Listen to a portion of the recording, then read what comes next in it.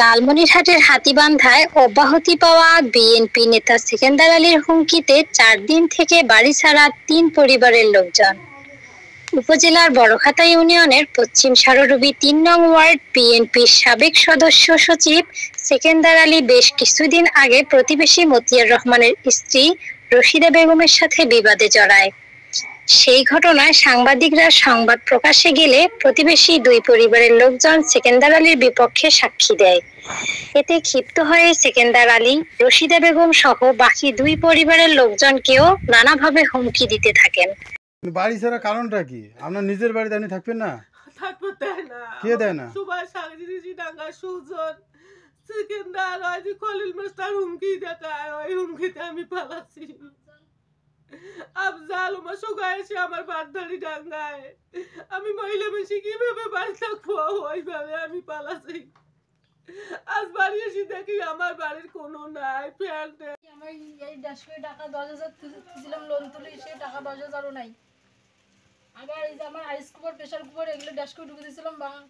আমার কানের দুলও নাই, দেখেন আমার কানের দুল স্বর্ণের জিনিস, আমি হাতের জিনিস এখানে দিয়ে গেছিলাম, একটাও নাই। আমার গালার চেন ছিল, চেনটাও নাই। আপনারা বাড়ি ছেড়ে গেছিলেন কেন? সংসার করে দিবে কি দিবে না। আপনার নিজের বাড়ি থেকে আপনি থাকবেন না কেন? কার ভয়ে? সেকেন্দার সুজন আফজাল এগুলো তো হামলা করে দিয়েছি।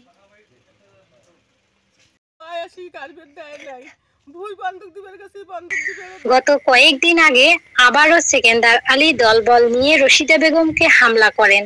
সে সময় রশিদা বেগমকে বাঁচাতে এগিয়ে আসলে 2 পরিবারের নারী পুরুষ সহ 7-8 জনকে প্রাণনাশের হুমকি দেন। হুমকিতে ভীত হয়ে রশিদা বেগম এলাকা ছেড়ে গা ঢাকা দেন, কিন্তু নিরাপত্তাহীনতার আশঙ্কায় আত্মীয়দের বাড়িতে আশ্রয় নেন বাকি 2 পরিবারের লোকজন। 3 পরিবারের লোকজন বাড়িতে অনুপস্থিত থাকার সুযোগে সেকেন্দার আলী ও তার দলবল 3 বাড়ির যাবতীয় মালামাল লুটপাট করে নিয়ে যায় বলে অভিযোগ করেন তারা। বাড়িতে না থাকার সুযোগে সকল জিনিসপত্র লুটপাট করে নিয়ে যাওয়ায় বর্তমানে বিপাকে পড়েছে 3 পরিবারের লোকজন। তাদের দাবি, লুটপাট ও প্রাণনাশের হুমকি দেওয়া বহিষ্কৃত বিএনপি নেতা সেকেন্দার আলী দৃষ্টান্তমূলক শাস্তি।